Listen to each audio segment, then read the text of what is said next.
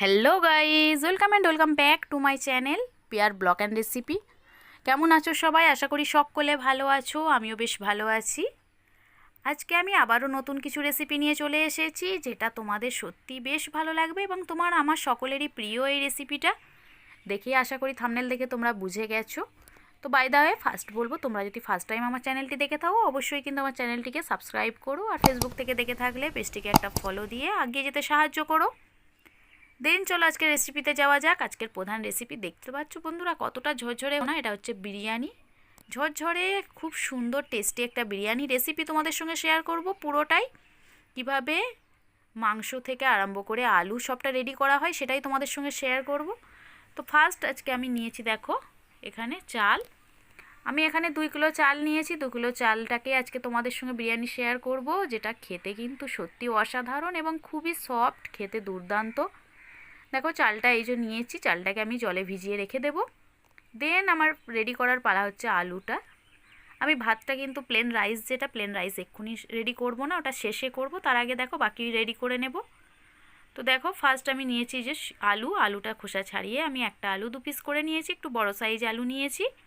দেন এটাকে আমি একটু সিদ্ধ করে নেব। তো তার জন্য প্রেসার কুকারের মধ্যে দিয়ে দিলাম সামান্য জল দিয়ে, আর দিয়ে দেবো একটু পরিমাণ মতো নুন। আর কিছু এখানে আমি ব্যবহার করব না। দেখো নুনটাও এখানে অ্যাড করে দিলাম, দিয়ে ওভেনের মধ্যে সিদ্ধ করার জন্য বসিয়ে দেব। সিদ্ধ হয়ে গেলে দেন তোমাদের সঙ্গে। তো বন্ধুরা আমি এখানে 4টে সিটি দিয়েছিলাম, 4টে সিটি দেওয়ার পরই প্রেসার কুকারে বন্ধ করে দিয়ে এই দেখো সিদ্ধ হয়ে গেছে, দেখতে পেয়েছো। প্রত্যেকটা আলুই খুব সুন্দরভাবে সিদ্ধ হয়েছে।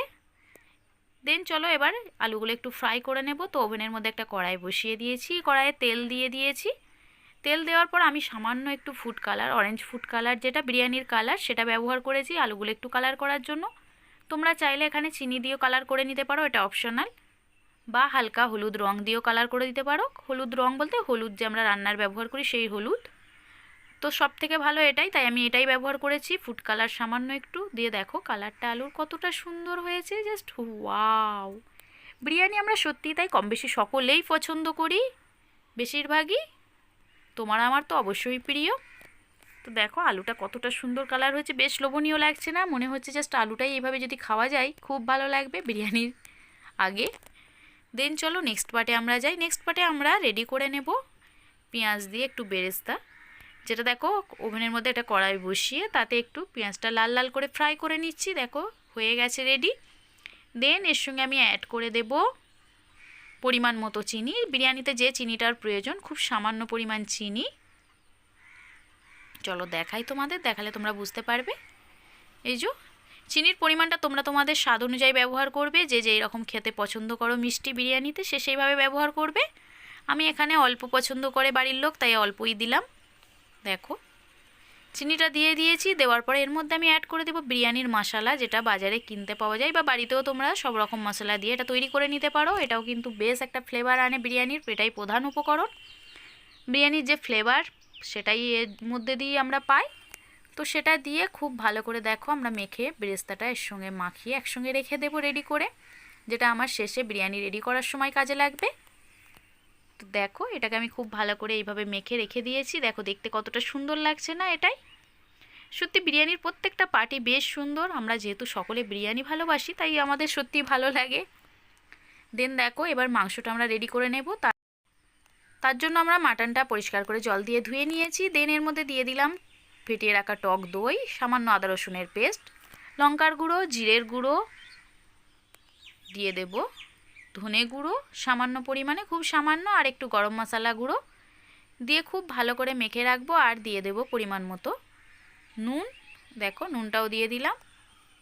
ম্যারিনেট করে বেশ কিছুক্ষণ রেখে দিলে কিন্তু মাংসের স্বাদ আরও দ্বিগুণ বেড়ে যায়, তার জন্য আমরা এটা ম্যারিনেট করে নিচ্ছি। দেখো বন্ধুরা খুব ভালো করে মেখে নেব। আর দিয়ে দেবো স্বাদটা যাতে একটু ব্যালেন্স করে, তার জন্য সামান্য একটু চিনি। চিনিটা অপশনাল, তোমরা চাইলে এটা অ্যাভয়েড করতে পারো, তো দিলে কিন্তু একটা সুন্দর স্বাদ আছে মাংসের মধ্যে। দেন দেখো কালার, যেহেতু আমি বিরিয়ানি করব তার জন্য একটু কালারের প্রয়োজন, তাই আবারও আমি এখানেও একটু সামান্য ফুড কালার দিয়ে মাংসটা ম্যারিনেট করে রেখে দিচ্ছি। দেখো মাখতে থাকলে দেখবে কতটা সুন্দর একটা কালার চলে এসেছে। দেখেছো বন্ধুরা কতটা সুন্দর কালার লাগছে, কালারটা বেশ সুন্দর। তো এরপর আমি ঢাকা চাপা দিয়ে আধ ঘন্টার জন্য রেখে দেব। আধ ঘন্টা পর দেখো মাংসটা কতটা সুন্দর হয়ে যাচ্ছে। দেখো আগের থেকে অনেকটাই দেখো সফট হয়ে গেছে, দেখতে পাচ্ছ মাংসটা। চলো এবার ওভেনের মধ্যে বসিয়ে দিয়েছি প্রেসার কুকার, যেহেতু আমি মাংসটা রেডি করে নেব তার জন্য প্রেসার কুকারের মধ্যে দিয়ে দিলাম তেল, সামান্য একটু পেঁয়াজ আর তেজপাতা দিয়ে একটুখানি কিছুক্ষণ একটু নাড়াচাড়া করে এর মধ্যে দিয়ে দেবো আগে থেকে ম্যারিনেট করে রাখা মাটনটা দিয়ে আবারও খুব ভালো করে কষিয়ে নিতে হবে। এইভাবে বেশ কিছুক্ষণ কষাতে হবে। বিরিয়ানির A to Z পুরোটাই ভিডিও এর মধ্যে আছে, তোমরা কিন্তু কোথাও স্কিপ করবে না বন্ধুরা। পুরো ভিডিওটা দেখলে যে বিরিয়ানি করতে পারে না সেও কিন্তু পারবে। খুব ইজি প্রসেস আমি দেখিয়েছি বিরিয়ানির। এর থেকে সহজ কিন্তু আর হয় না, সত্যি তাই। এত সহজে বিরিয়ানি রেসিপি, সত্যি তাই। ফার্স্ট টাইম আমি শেয়ার করলাম, হয়তো তোমরা দেখে বলো আমাকে। তো খুব ভালো করে এইভাবে মশলাটা কষিয়ে নিতে হবে। দেখো এইভাবে কষাতে থাকলে একসময় দেখবে জল ছাড়ছে মাংস থেকে। তো মাটন থেকে জল যেটা বেরোয় সেটা শুকিয়ে যাওয়ার পর, কষাতে কষাতে যাওয়ার পর দেখবে সামান্য একটু জলের প্রয়োজন, তখন খুব সামান্য একটু জল দিয়ে ঢাকা চাপা দিয়ে রেখে দেবো। 4 থেকে 5টা সিটি জাস্ট দেওয়া হলেই দেখবে মাংসটা রেডি হয়ে গেছে। ততক্ষণ মাংসটা রেডি হোক, আমরা রেডি করে নিয়ে এদিকে প্লেন যে রাইসটা আমরা তৈরি করব সেই রাইসটা, তার জন্য দেখো রাইসটা জলে ভিজিয়ে রেখেছিলাম, সেই জলটা থেকে ভালো করে ছেঁকে তুলে নিয়েছি। এরপর এর মধ্যে অ্যাড করে দিলাম কিছুটা লবঙ্গ, কিছুটা এলাচ আর কিছুটা দারুচিনি, যাতে একটা সুন্দর ফ্লেভার আসে তার জন্য। আর দিয়ে দিলাম সামান্য একটু তেল, যাতে প্রত্যেকটা ভাত একে অপরের গায়ে না লাগে। এগুলো কিন্তু তোমরা জানতে কি জানি না, এগুলো কিন্তু প্রয়োজন। দেন দিয়ে দিলাম পরিমাণ মতো নুন দেওয়ার পর এবারে জলটা দিয়ে দিলাম, যেহেতু রাইসটা আমরা রেডি করে নেব তার জন্য জলটা একটু বেশি করে দিতে হবে। এবং তেলটা দেওয়ার কারণ হলো প্রত্যেকটা রাইস বেশ সুন্দর থাকবে, একটার সঙ্গে একটা লেগে যাবে না। তো রাইসটা চলো রেডি হয়ে গেছে, দেখিয়ে দিই তোমাদের। এই যে দেখো কতটা সুন্দর হয়েছে না, দুর্দান্ত একটা রেসিপি। চলো এবার বিরিয়ানির যে আসল কাজ সেটা রেডি করে নেওয়া হচ্ছে, সেটা তোমাদের সঙ্গে শেয়ার করি। তো বড় একটা হাঁড়ি বসিয়ে তার মধ্যে আগেই দিয়ে দেওয়া হয়েছে দেখো সামান্য ভাত। এটা ওভেনের মধ্যে বসিয়ে এর মধ্যে দিয়ে লাগিয়ে দেওয়া হয়েছে সামান্য একটু ঘি দেওয়ার পর দিয়ে দেওয়া হয়েছে প্লেন যে রাইস, সেটা দেওয়ার পর সামান্য আলু, মাটন, তার উপর আবারও রাইস দেওয়া হয়েছে, দিয়ে দেওয়া হলো দেখো ঘি। দেখতে পাচ্ছ ঘিটা একটু বেশি পরিমাণে ব্যবহার করা হয়, কারণ ঘিটার জন্য একটা সুন্দর ফ্লেভার আসে। দেন যে আগে থেকে বেরেস্তাটা রেডি করে রেখেছিলাম সেটা সবটা এখানে অ্যাড করে দিলাম। দেন মাটনটা বাকি যেটা ছিল সেটাও দিয়ে দিলাম সামান্য আলু, মানে যেটা বাকি ছিল। ফার্স্ট স্টেপ আমি এখানে দুটো স্টেপে দেখাচ্ছি বিরিয়ানিটা। দিয়ে ওপর থেকে বাকি যে রাইসটা ছিল ফ্রেন্ড, সে রাইসটা দিয়ে ঢাকা চাপা দিয়ে দেবো ওপর থেকে। দেখো দেখতে পাচ্ছ কতটা ঝরঝরে হয়েছে না রাইসটা, খুব সুন্দর হয়েছে। তোমরাও এইভাবে কিন্তু প্রত্যেকটা স্টেপ ফলো করো, আশা করছি বিরিয়ানিতে আর কোনো প্রবলেম হবে না তৈরি করতে।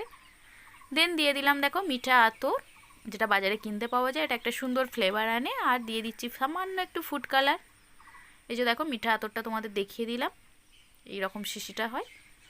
তোমরা এখানে চাইলে কিন্তু যেটা গোলাপ জল বাজারে পাওয়া যায় সেটাও অ্যাড করতে পারো, আমি ওটা দিলাম না, কারণ সেন্ট ফ্লেভারটা যেটা আরও বেশি হয়ে যাবে, উগ্র ফ্লেভার খেতে ভালো লাগে না বিরিয়ানির।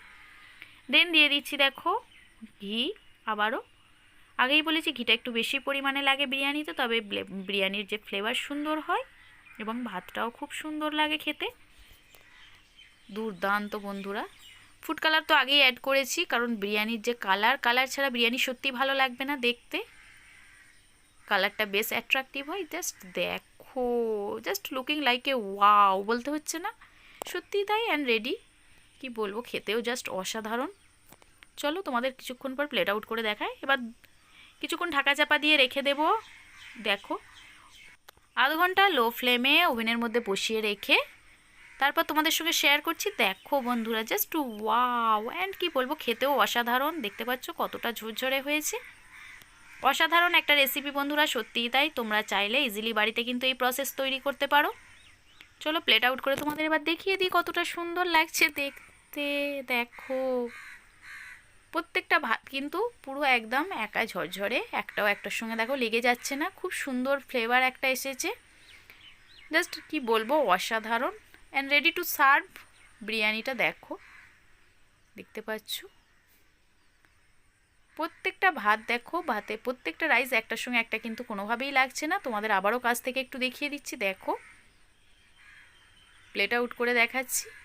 খেতে অসাধারণ হয়েছিল বন্ধুরা, তোমরাও কিন্তু প্রত্যেকটা স্টেপ ফলো করে এইভাবে বাড়িতে ট্রাই করো, আশা করছি খুবই ভালো লাগবে।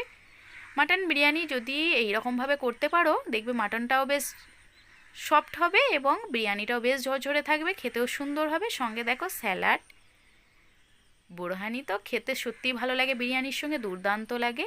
তার সঙ্গে চিকেন কষা দেখতে পেয়েছো বন্ধুরা, তার সঙ্গে আছে মাছের কালিয়া, জমজমাট ব্যাপার বাড়িতে, সত্যি তাই দুর্দান্ত হয়েছে খাওয়া দাওয়া। তাই তোমাদের সঙ্গেও আমরা শেয়ার করলাম। যদি ভালো লাগে বন্ধুরা তো আমার চ্যানেলটিকে অবশ্যই সাবস্ক্রাইব করো, লাইক করো, শেয়ার করো আর আমার পাশে থেকো। আর যদি ফেসবুক থেকে দেখে থাকো অবশ্যই কিন্তু পেজটিকে ফলো করে দিও। বাই, সকলে ভালো থেকো, সুস্থ থেকো আর আমাকে কমেন্টে জানিও কেমন হয়েছে।